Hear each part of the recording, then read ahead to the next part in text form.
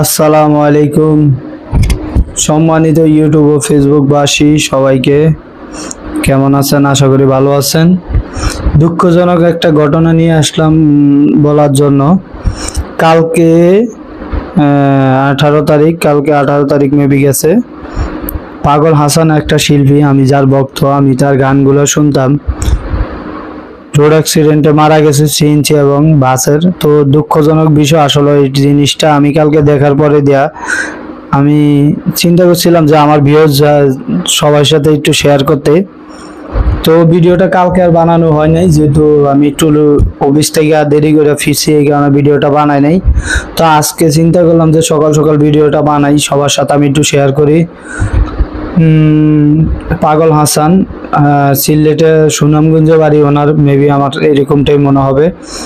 তো সবাই পাগল হাসান ওই ভাইটার জন্য দোয়া করবেন। আমি তার রুর মাগফিরাত কামনা করছি ইনশাআল্লাহ, সে যেন ব্যস্তবাসী করে। তার একজন ভক্ত ছিলাম, পাগল ভক্ত আমি তার অনেক গান শুনতাম। বেশিরভাগ আমার এই গানটাই ভালো লাগতো পাগল হাসানের। জীবন খাতায় প্রেম কলঙ্কের দাগ লাগাইয়া সাইরা যাইও না বন্ধু মায়া লাগাইয়া, এই গানটা আমার প্রচন্ড ভালো লাগতো। তো কার কাছে কেমন লাগতো আসলে জানি না। তো আমার ভিডিওটা দেখার পর আসলে আপনারা যারা জানছেন তারা তো জানছেন, আর যারা জানেন নাই তারা অবশ্যই আমার ভিডিওটা দেখে নেবেন, আর এই জিনিসটা সবার কাছে নিউজটা দিয়ে দিবেন। আসলে আমার কাছে এত পরিমাণ খারাপ লাগছে, আমি বলার মতো না।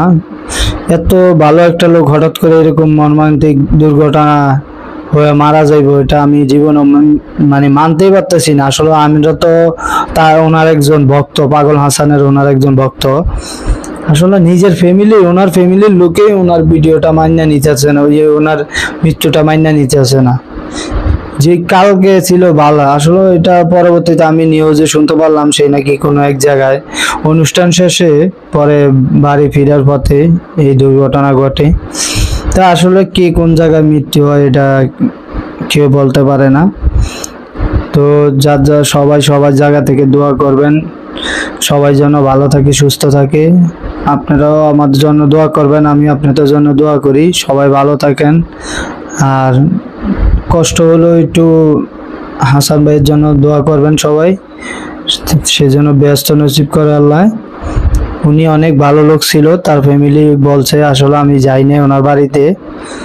তো আমি যেরকম গান টান শুনি মোটামুটি অনেক ভালো লাগে। তো আমার দিক থেকে আমি তারে আলহামদুলিল্লাহ ভালোই জানি। কে কেমন জানে সেটা হলো আপনাদের বিষয়, আপনারা মতামত দিবেন। তো সবাই কমেন্টে জানাবেন তাকে চিনেন কিনা, আর কে কে এরকম আমার মতো ভক্ত ছিলেন পাগল হাসানের, কমেন্টে জানিয়ে যাবেন। আর এই ভিডিওটা ভালো লাগলে অবশ্যই একটা লাইক দিয়ে দিবেন, আর পারলে ভিডিওটা শেয়ার করে দিন সবার কাছে, সবাইকে দেখার সুযোগ করে দিন।